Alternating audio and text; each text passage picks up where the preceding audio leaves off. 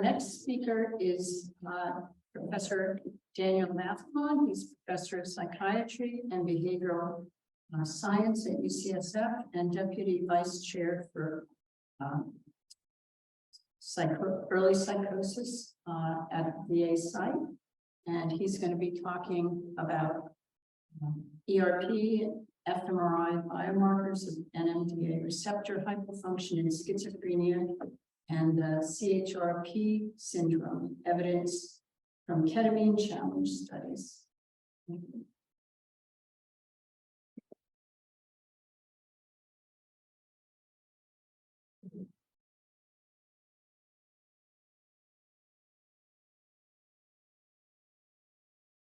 Okay.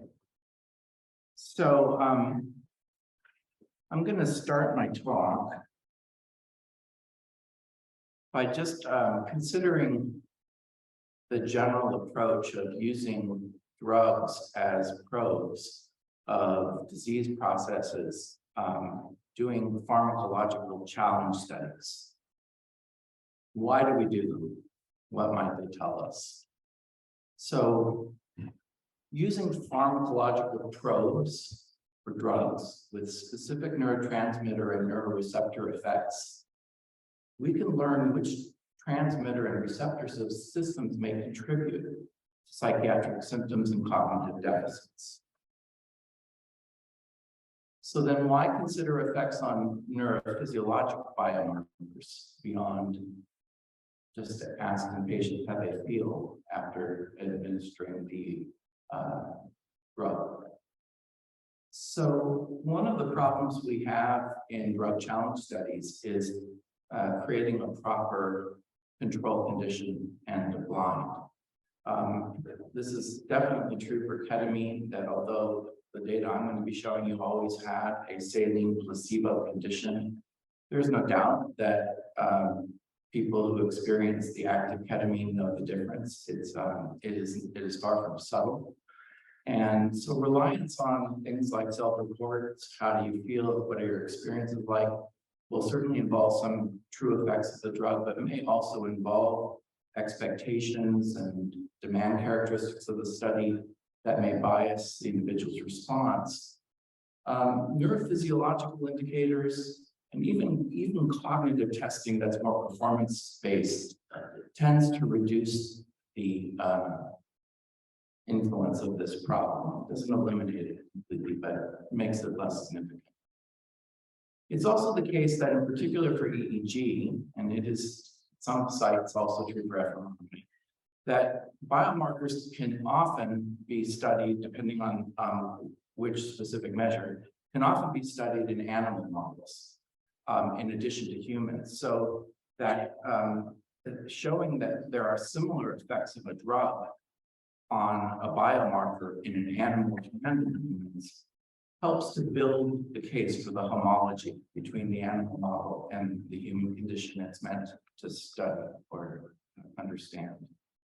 Helps to validate animal models, and this in turn helps us to promote novel drug development by targeting effects on biomarkers that have known influences of specific neuroreceptors and neurotransmitter systems. So I'm going to be talking about work that I did when I was at Yale.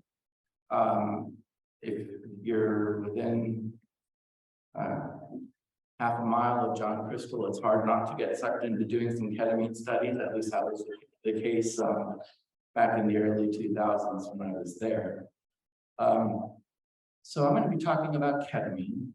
And before ketamine was a rapid-acting antidepressant that has taken the nation by storm, it was used as a model of glutamatergic transmission dysfunction in different disorders, but particularly schizophrenia.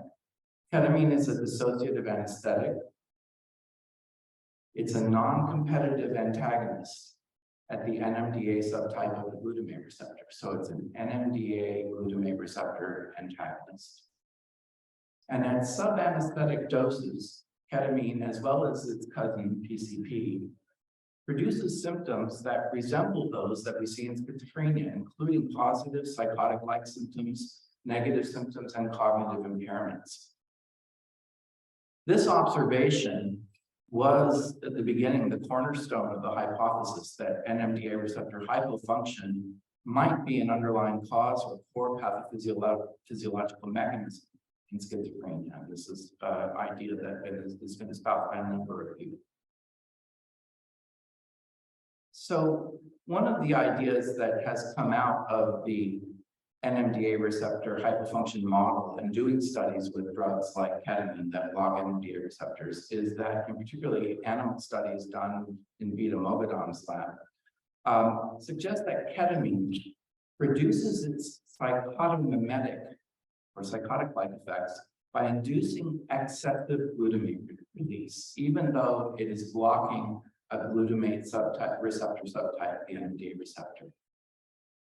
It is thought and understood by a variety of lines of data, and we'll go into detail that this results from preferential blockade of NMDA glutamate receptors that are located on GABAergic interneurons. This blockade of NMDA receptors on interneurons leads to reduced GABA neurotransmission from those interneurons onto their pyramidal target cells, releasing those pyramidal neurons from GABAergic inhibition. The result is an excessive excitatory glutamatergic neurotransmission from these pyramidal neurons. And it has been shown in a variety of studies, animal and human, that drugs that reduce glutamate release or that increase GABA neurotransmission can block the psychotomimetic and neurocognitive effects of ketamine, consistent with this idea. This is a cartoon that attempts to explain the same ideas, but with a little more visual help. On the left is a model inhibitory neuron. On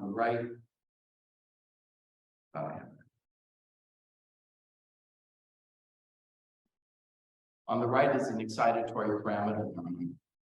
And these neurons form a microcircuit by which the inhibitory neuron,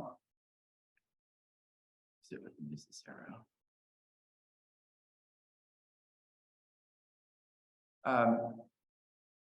Synapses onto the pyramidal neuron and releases GABA, which has an inhibitory effect. The GABAergic interneuron, in turn, releases GABA, which or releases glutamate. Sorry. Yeah. The pyramidal neuron, in turn, releases glutamate, and glutamate feeds back onto the inhibitory neuron at the NMDA receptor.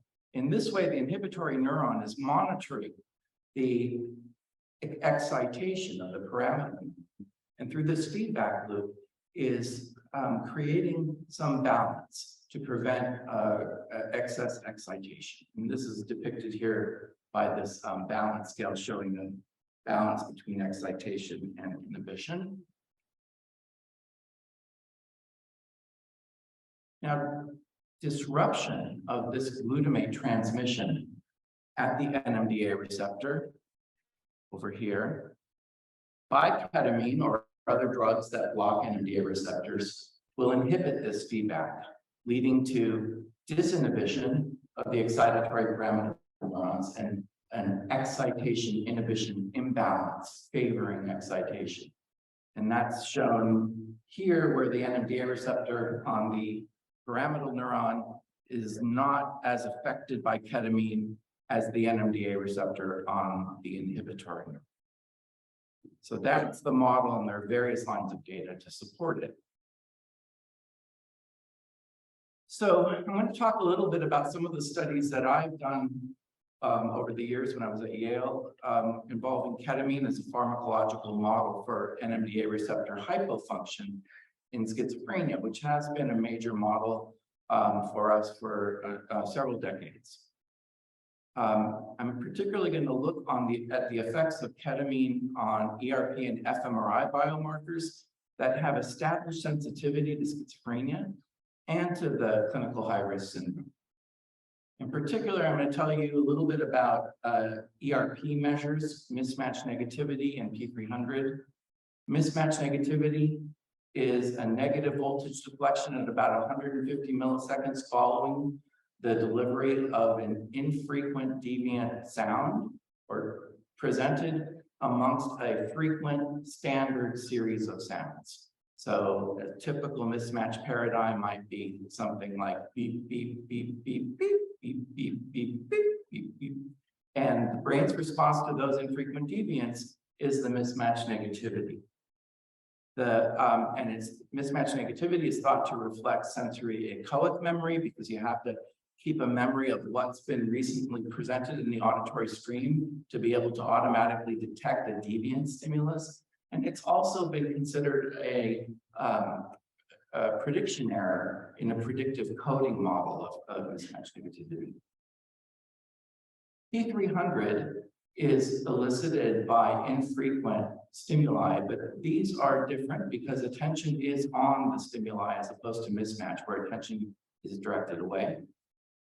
P300 to target stimuli in frequent events that a subject looks for, presses a button for, is known as the P3B, and is thought to reflect top-down allocation of attention.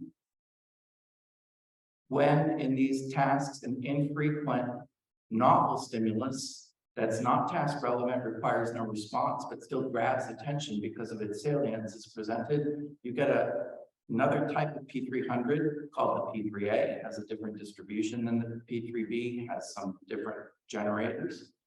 And I'm going to tell you about both the P3A and the P3B to target novel target stimuli. I'm also then going to talk about fMRI study we did looking at thalamic disconnectivity in essentially resting state fMRI data. Just a quick, the data I'm going to present are actually task-related data. There's simple visual oddball task data from which we regressed out the task-related effects, which has some controversies, but there is some literature to support the use of that. We didn't have any choice because we didn't have resting state data. So the first study I want to tell you about, this is a paper that Holly Hamilton, who's here in the audience, wrote as first author, was a study where we administered ketamine and looked at the effects of mismatch negativity, but also did a pretreatment with either nicotine or placebo nicotine to ask whether pretreatment with nicotine, which has many pro-cognitive effects, might offset or prevent the deleterious effects of ketamine. So the four conditions that we're comparing are saline alone with mismatch, ketamine, nicotine alone, and then the combination of ketamine with nicotine already on board from pretreatment. And these are the topo maps and the waveforms. It's a little hard to see what's going on. The colors of the lines are represented by the lines underneath the conditions in the table. But here's a picture of the means. I'll remind you that mismatch negativity is a negative going component. So the more negative you are, the bigger your mismatch negativity. And what the results basically showed was that there was a ketamine effect in reducing mismatch negativity for the intensity deviance and the frequency deviance. So we did a multi-deviant paradigm, 4 different deviant types, standard tone, and then a tone that could be deviant in its intensity, in its pitch, in its duration. Actually, those are the 3 main conditions, or one that was a double deviant, which we're using in the current ProNet study, meaning it was deviant in both pitch and duration together. So it had 2 features of deviance in one. So the ketamine effect was limited to the pitch deviant and the intensity deviant, and that's shown on the far ends here, the black and red lines. Significant reduction. We also saw that nicotine, shown in blue, increased mismatch negativity for intensity deviance and double deviance. However, nicotine pretreatment did not significantly prevent the deleterious effects of ketamine on mismatch negativity. We can also take the mismatch negativity data from the subjects who participated in the study and create z-scores for them relative to the data that was collected for them on their placebo day. So how deviant were their scores from the mean on the placebo day? We can similarly take a sample of patients and healthy controls on whom we also collected this mismatch negativity data and create similar z-scores for the schizophrenia patients as deviations from the healthy control norms on mismatch negativity. And then we can put those data together in one analysis to ask to what extent are the ketamine-induced abnormalities resembling the schizophrenia-induced abnormalities. And this is the profile showing the effects across the board mismatch negativity deviant types. What we can see is that schizophrenia in general produced a larger decrement, and it's a decrement because it's going higher. Remember, mismatch is a negative going component. So the higher you are, the smaller your mismatch. So schizophrenia produced a larger decrement in mismatch than ketamine across the deviant types. And there was also a significantly smaller decrement for the duration deviant in both schizophrenia and ketamine compared to the other deviant types. And their group by deviant type interaction was not significant. So even though the profiles don't look to be quite the same shape, they did not significantly differ. So we can conclude that the effect of schizophrenia on mismatch may be stronger than ketamine's effect, but we don't know for sure because we only studied one dose. And it is possible that other doses, higher doses, we may have seen an effect that approached the schizophrenia effect, which is one of the reasons that if one can do it, it is nice to use dose response multiple doses in drug challenge studies. I also just want to mention that if you read the literature, you will, on mismatch negativity, you'll often see that the duration deviant mismatch is considered to be the deviant type that is most sensitive to schizophrenia. That hasn't always been true in my lab in our hands, but that is out there in the literature. The fact that we see no effect of ketamine on the duration deviant is actually consistent with a number of ketamine studies and is reflected in a meta-analytic review that shows that for duration deviants, there is no significant effect of ketamine across studies, which is a little bit hard to reconcile with its with the schizophrenia observation for duration deviant may be particularly sensitive. So I'm going to switch now to talk about the P300. We used an auditory oddball task similar to the one that's being used now in ProNet. That has a standard tone and then infrequently a target tone to which the subject must press a button. And then similarly infrequently a novel sound, a different sound every time. This study involved 30 individuals. And these are the waveforms showing the effect of ketamine versus placebo. For the top row is the novelty P3 or P3A. And the bottom row is the target P3 or P3B. And I think it's not hard to appreciate that there is a significant reduction in the P300 amplitude, which is basically right around 300 milliseconds here in both of these P300 types. These are the means, and actually showing that the effects are quite significant. The effect sizes are actually near 1. And similarly, we can take schizophrenia data and healthy controls who did the oddball task and got P300 measurements out. And we can ask to what extent are the z-scores of schizophrenia relative to the healthy controls different from the ketamine effects relative to placebo. And here the answer is that they are not significantly different. So ketamine significantly reduced auditory P3A to novel stimuli and P3B to target stimuli, and had a very similar effect on P300 as schizophrenia, consistent with NMDA-receptor hypofunction models of schizophrenia and its possible role in at least contributing to P300 deficits. So I'm going to switch gears now to talk about the thalamus. And fortunately, we heard a little bit about this work in the talk this morning, so that makes my job a little bit easier. Just starting by saying that when I maybe in medical school learned about the thalamus, it may have been mostly presented as a relay station. I think there's been a lot of work over the decades since to suggest that it is also an integrative and coordination player in regulating cognition, emotion, and the coordination of sensory information. So the thalamus is reduced in size and has abnormal cellular features, activity, and gray matter volume, and metabolism abnormalities in schizophrenia. So, as we know, schizophrenia is often discussed as a disorder of connectivity. The question arises, what about thalamic connectivity?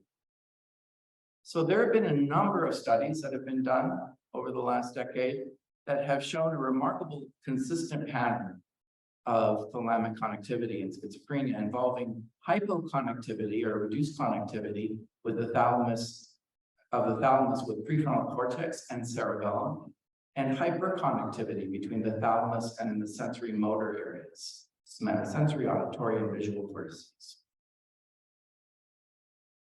This is one of the early studies that demonstrated this effect by Alan Antichevich and David Bland. And this basically shows what I just described. In red on the brain are the areas where schizophrenia patients are showing greater thalamic connectivity than healthy controls. And in blue are the areas where they are showing reduced connectivity relative to healthy controls.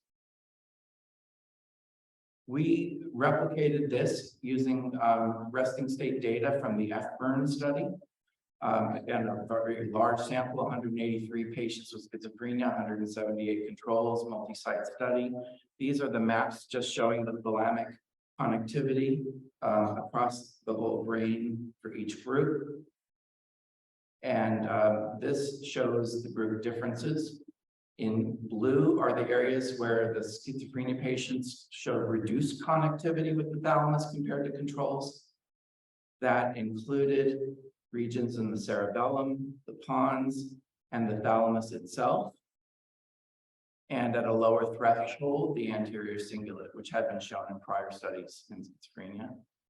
And then in red, the hyperconnectivity, where schizophrenia showed greater connectivity than healthy controls.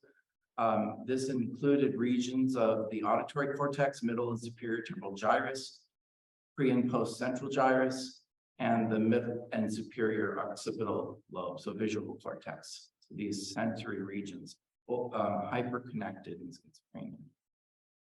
We also showed symptom correlations, again, in a fairly large sample. The cerebellar hypoconnectivity was associated with total positive SAPS, positive symptom scores, and SAPS delusions scores, and SAPS bizarre behavior scores. The medial or middle temporal gyrus auditory cortical region hyperactivity, or not, sorry, hyperconnectivity with thalamus was related to positive symptoms, delusions, and hallucinations. We also collaborated with Alan Antichevich in the Naples 2 study and showed very similar effects to what he found in schizophrenia in clinical high-risk youth, particularly those who went on to convert to full psychosis. Basically using ROIs defined from the schizophrenia study, he was able to show that converters relative to non-converters and controls had reduced connectivity in the cerebellum, PFC, and anterior cingulate, and increased connectivity with sensory and motor regions. Again, recapitulating the schizophrenia pattern. So the question we then wanted to pose of our data after these papers came out was whether this abnormality might be mediated by NMDA-receptor hypofunction. And we tested this using a ketamine challenge. We also asked, actually the experiment was already done this way, but it was in general done to address this question, whether ketamine's effects was actually mediated by excess of glutamate release downstream, as I talked about earlier. And this was tested by testing the effect of lamotrigine, which is a drug that blocks or reduces glutamate release, to see whether it could block or minimize ketamine's deleterious effects. It was a 3-day study, randomized order of test days that were either 1 day of all placebos, 1 day placebo for lamotrigine but active ketamine infusion, and then 1 day that had active lamotrigine and active ketamine. And then those were randomized orders. The infusion rate for ketamine, typical what was done at Yale, lamotrigine pre-treatment was 300 milligrams. This slide basically shows the areas where ketamine produced significant effects. It showed increased thalamic connectivity with somatosensory cortices, with areas of auditory cortex and visual cortex. Those were the 4 main clusters that came out. Actually, some of them were a couple of clusters. This just shows the thalamic connectivity maps within the placebo condition, and then on the bottom are the active condition. You can see that in general, ketamine increased thalamic connectivity with cortical regions. So this is just showing essentially the somatosensory cortices regions or clusters, the postcentral gyrus on the left to the right, the middle and superior temporal gyri on the left and the right, the lingual gyrus, which is visual cortex. And basically what I want to show you in this slide is that lamotrigine never prevented ketamine's effects from being full-blown. So there was no case where we saw lamotrigine reduce the change that was induced by ketamine. So we then asked the question, how similar are the effects of ketamine on thalamic connectivity to the effects of schizophrenia and the CHR syndrome?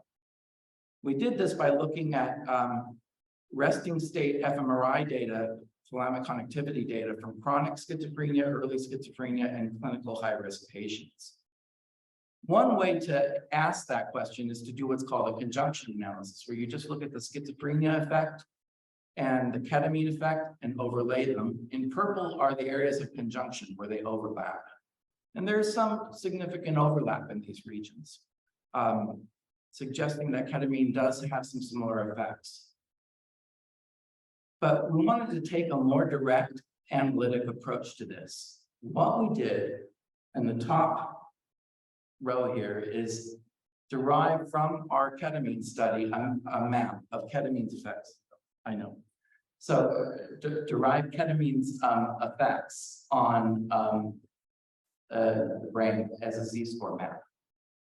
So that's a Z-score map of the overall ketamine effect.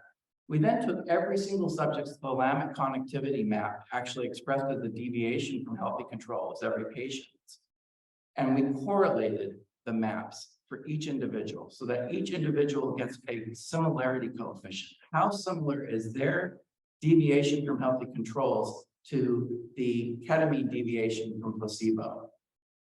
This is a scatter plot for one subject showing that correlation. It's a 0.30 similarity coefficient. With these similarity coefficients calculated for everyone, we could then analyze in the left panel the fBurn chronic schizophrenia sample versus healthy controls, wherein we show a significant greater similarity in the schizophrenia patients. And on the right, we have another sample where we show the same increase in clinical, in early schizophrenia, so in the first 5 years of illness, and an intermediate effect in the clinical high-risk individuals in terms of the similarity. And we also saw that the greater the similarity to the ketamine effect, the greater the similarity coefficients, the higher the hallucination scores in the schizophrenia patients. So limitations, we only use 1 dose of ketamine.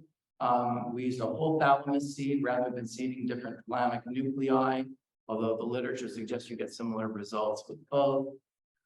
And here are my summary conclusions. Ketamine produced similar effects to schizophrenia on the auditory P300. And among the biomarkers tested, P300 proved to be the most sensitive to ketamine.